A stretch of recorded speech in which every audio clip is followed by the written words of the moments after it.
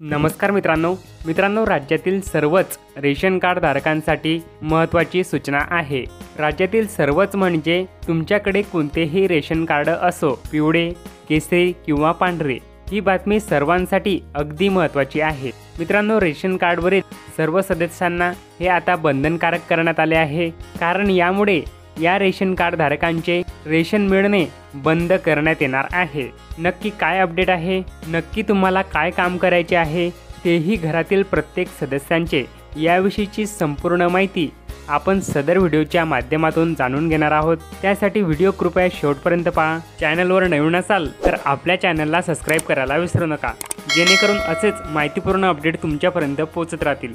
तर मित्रांनो, तुम्ही पाहू शकता, रेशनसाठी आता ई-केवायसी बनावट ग्राहकांना बसणार चाप। रेशन कार्ड धारकांच्या सर्व सदस्यांना दुकानदाराकडे जाऊन करावे लागणार आधार लिंक। मित्रांनो, सविस्तर बातमी पहा।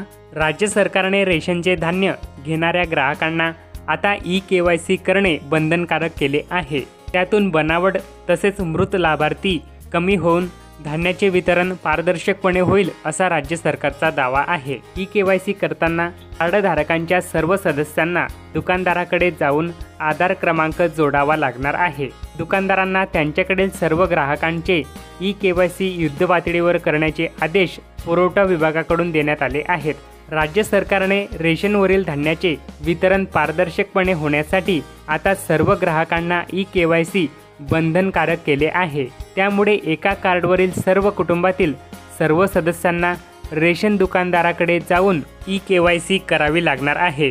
त्यासाठी अद्ययावत असलेले आधार आवश्यक असून दुकानदाराकडे गेल्यानंतर नवीन 4G ई-पॉस मशीनमध्ये आधार क्रमांक टाकून बोटांचे ठसे व डोळ्यांचे स्कॅन करून ई-केवायसी करता येणार आहे। मात्र एखाद्या ग्राहकाचे 10 वर्षापूर्वीचे आधार असल्यास ई-केवायसी करण्यापूर्वी हे आधार अपडेट करावे लागणार आहे। त्यानंतरच रेशनचे ई-केवायसी करता येणार आहे। मित्रांनो, यामागील काय उद्देश आहे ते पहा आता। 100% धान्य वितरणासाठी राज्यातील धान्याचे वितरण अधिक पारदर्शकपणे करणे हा ई-केवायसी करण्याचा उद्देश आहे। राज्यात सध्या धान्याचे वितरण 96 ते 98% होते। यापूर्वी राज्यातील सर्व ग्राहकांचे रेशन कार्डला आधार क्रमांक जोडण्यात आले आहेत, तरी देखील वितरणात 2 ते 4% गळती असल्याचे दिसून आले आहे। हे प्रमाण 100% करण्यासाठी हा पर्याय काढण्यात आला असून ई-केवायसीच्या माध्यमातून पडताळणी करून मृत तसेच बनावट ग्राहकांची नावे कमी करण्यात येतील। त्यामुळे धान्याची बचत होऊन नवीन लाभार्थ्यांना त्याचा लाभ देता येईल, असा राज्य सरकारचा दावा आहे। मित्रांनो, नुकतीच पुण्यात अन्न व नागरी पुरवठा विभागाची एक महत्त्वाची कार्यशाळा झाली। त्यात विभागाचे प्रधान सचिव रणजित सिंह देओल यांनी ई-केवायसी अर्थात ग्राहक पडताळणीचा उपक्रम प्राधान्याने तसेच युद्धपातळीवर राबवण्याच्या सूचना सर्व जिल्हा पुरवठा अधिकारी, उपायुक्त तसेच अन्नधान्य वितरण अधिकाऱ्यांना दिला आहे।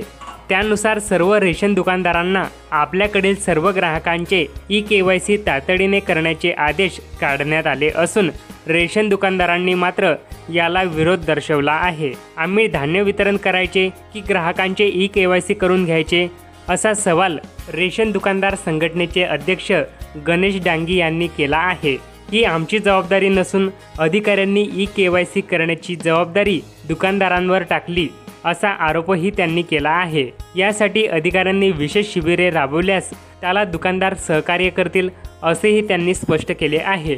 अशा प्रकारे मित्रांनो, रेशन कार्ड संबंधी अतिशय महत्त्वपूर्ण माहिती आपण सदर व्हिडिओच्या माध्यमातून पाहिली। तुम्हाला व्हिडिओ कसा वाटला? व्हिडिओला लाईक आणि आपल्या चॅनलला सबस्क्राईब करायला विसरू नका। चला तर मग, धन्यवाद। जय शिवराय, जय हिंद, जय महाराष्ट्र।